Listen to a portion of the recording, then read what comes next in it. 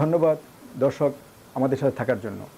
আচ্ছা, বাংলাদেশের এই শাকসবজি এই দেশে চাষ করার ক্ষেত্রে কি বিশেষ যত্ন নেওয়া উচিত, যেটা বাংলাদেশের থেকে এদেশের আবহাওয়া, মাটি, পানি সব কিছুই পরিবর্তন, সে বিষয়ে কোনো আপনার পরামর্শ আছে কিনা? হ্যাঁ, অবশ্যই। এইখানে মূলত যে জিনিসটা যে আম, বাংলাদেশে মোটামুটি যদিও আমাদের 6টা ঋতু, কিন্তু তাপমাত্রার পার্থক্য বা দিনের দৈর্ঘ্যের মানে সূর্যালোক পাওয়ার যে তারতম্য, সেটা বাংলাদেশ যেহেতু একটা ট্রপিক্যাল কান্ট্রি, ওইখানে এতটা বেশি না।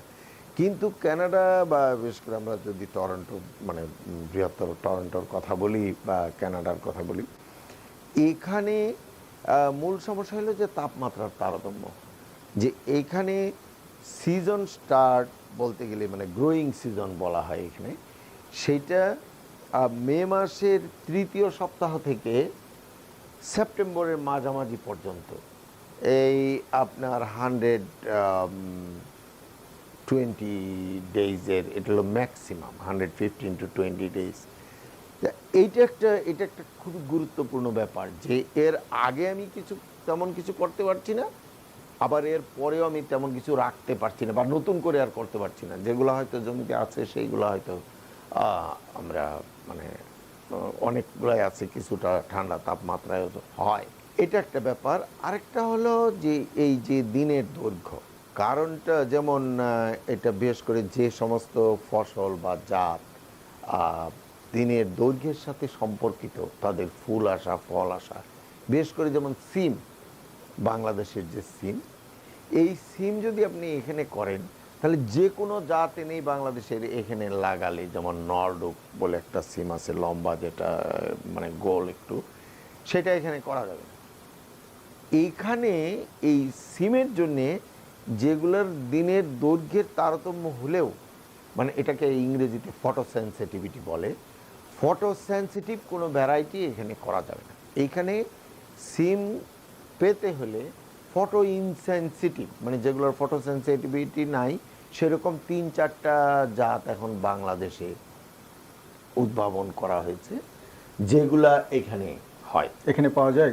কোথায় পাওয়া যায়? এইখানে এইরকম পাওয়া যায় বললে ঠিক আমি বলবো যে না, কিন্তু আপনাকে জোগাড় করতে হবে। সেটা হলো যে অনেক সময়, যেটা যদিও এটা মানে ওই রকম বৈধতা নেই, তারপরেও মানুষ অনেকে নিয়ে আসে নিজের সাথে করে কয়েকটা বীজ, সেইটা একটা সোর্স। আরেকটা হলো যে এইখানে যারা সিম করে তাদের কাছে হয়তো অনেকের কাছে বীজ পাওয়া যেতে পারে বা চারা পাওয়া যেতে পারে। চারাটাই মূলত ভালো, যে আপনি যদি দেখেন যে একটা সুস্থ সবল চারা, সেটা কিনে লাগালেন, হ্যাঁ, সেটাই হবে উত্তম পদ্ধতি।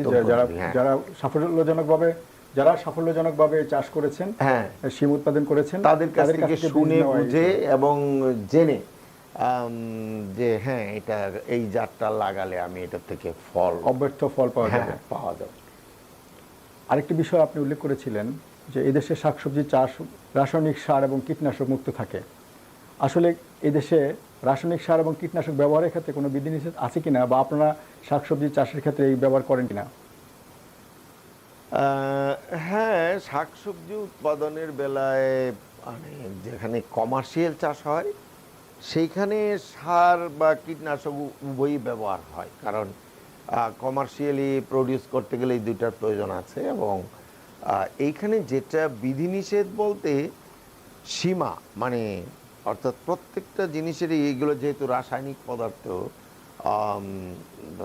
কীটনাশক বা জীবাণুনাশক বা ছত্রাকনাশক, এগুলো তো একেবারে সরাসরি কেমিক্যাল, এবং যেগুলো বিষ পর্যায়ে মানে কেমিক্যাল। আর রাসায়নিক সার, হ্যাঁ, এমনিতে এর কিছুটা, বেশ করে রাসায়নিক গুণাগুণটা তো অবশ্যই ভালো না, এই মানে একদিক থেকে চিন্তা করলে। কিন্তু সারটা দেওয়া হয় মাটিতে, মাটির থেকে গাছ খেয়ে ফুল ফল দেয়, ফলে রাসায়নিক সারের এতটা বিরূপ প্রতিক্রিয়া আমাদের খাদ্যে আসে না। তারপরেও যে সমস্ত পদার্থগুলো প্রয়োগ করা হয়, তার রেসিডুয়াল ইফেক্ট কোনটার কেমন, সেগুলা সাধারণভাবে মানুষ জানে অনেকেই। আর বিশেষ করে আমাদের এইখানে বাজারে যে মান নিয়ন্ত্রণ সেটা হলো যেগুলো কমার্শিয়ালি চাষ হয় সেখানে স্যাম্পল স্টাডি করা হয় এবং মাত্রার উপরে যদি সীমা থাকে কোনো কেমিক্যালের তাহলে সেটা বাজারে যায় না। তবে সাধারণত যেমন আমরা অল্প স্বল্প চাষ ছোট্ট একটু জায়গায় সেখানে মূলত আমরা কম্পোস্ট বা জৈব সার দিয়েই করি, তার সাথে কিছুটা রাসায়নিক সার ব্যবহারের দূষণীয় কিছু নয়, এটা করতেও হয়। কারণ শুধু জৈব সার দিয়ে গাছের যে প্রয়োজন সেটা মেটানো খুব কঠিন এবং তাতে যে ফলন হবে সেটা খুব একটা মানে কি বলবো আশাপ্রদ হবে না, অনেকেরই পছন্দই হবে না। লাউ আপনি জৈব সার দিয়ে লাউ করলে যে লাউ হয়তো হওয়ার কথা 12 থেকে 15 পাউন্ড বা 20 পাউন্ড ওজন, সেটা যদি 2 পাউন্ড হয় বা দেখতেও ভালো লাগবে না, কেউই পছন্দ করে। কিন্তু অন্টারিও কৃষি বিভাগ থেকে কোনো গাইডলাইন আছে কি? আচ্ছা, গাইডলাইন হলো সবচেয়ে বড় কথা। এমনি গাইডলাইন এখানে যেটা, আপনি কোনো ছত্রাকনাশক কীটনাশক এগুলো কিনতে গেলে আপনাকে লাইসেন্সধারী হতে হবে। সাধারণ আমাদের যারা নাগরিক, আমরা যারা সাধারণ মানুষ এরকম বাড়িতে অল্প একটু চাষ করব, আমাদের কারোরই লাইসেন্স থাকার কোনো সুযোগ নেই এবং এটা পরীক্ষা দিয়ে পাস করতে হয় আর তারপরে তার জন্য ফি দিতে হয়, সে অনেক ঝামেলা।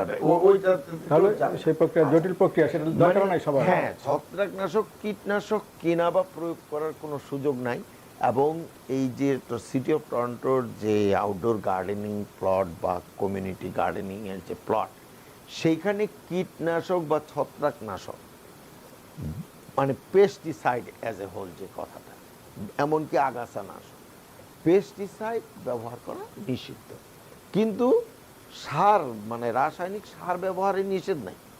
কিন্তু এইখানে তো কেউ কমার্শিয়ালি করে না যে সে অনেক সার প্রয়োগ করে অনেক বেশি ফলন করবে, একটু একটু সার দিতে হয়, জৈব সারের সাথে কিছুটা রাসায়নিক সার। আচ্ছা, আমি জানতে পারছি, এই প্রসঙ্গে বলি, মিরাকল গ্রোথ নামে দানাদার এক ধরনের পদার্থ এই দেশে ব্যবহার করা হয়, সেই ক্ষেত্রে এটা কি বৈধ কিনা বা এক্ষেত্রে উপকার পাওয়া যায় কিনা, আপনার মতামত কি?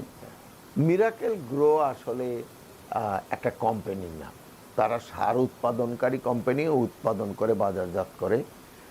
তাদের ওয়াটার সলিউবল পানির সাথে মিশিয়ে দেওয়ার সার আছে, দানাদার সার আছে যেটা সরাসরি মাটিতে প্রয়োগ করার জন্য বিভিন্ন ফর্মুলেশন তাদের আছে। এগুলো কোনোটাই সবই বৈধ এবং ভালো, কোনো অসুবিধা নেই। কিন্তু কথাটা হলো যে আপনি যা উৎপাদন করবেন আর যে দাম সারের, এখানে সারের দাম আমাদের বাংলাদেশের সাথে তুলনা করলে এটা অনেক বেশি। ফলে কেউ যে ইচ্ছা করলেও একমাত্র যারা কমার্শিয়ালি হয়তো এটা একটা সার ব্যবহারের একটা অর্থনৈতিক দিকও আছে। আপনি 5 টাকার সার ব্যবহার করে যদি তার থেকে 25 টাকা $5 সার কিনে যদি $25 রিটার্ন না পান, তাহলে আপনি করবেন। এখন সেরকম $5 সার দিয়ে আমি $25 পাবো কি পাবো না সেই নিশ্চয়তা যখন নাই, তখন কেউই অতিরিক্ত সার প্রয়োগ করতে যাবে না, যেহেতু এর দামও প্রচুর। সেই জন্যে এইখানে সার কেউ অতিরিক্ত ব্যবহার করে না। এটা আমার অভিজ্ঞতা বা আমিও যেটা করি।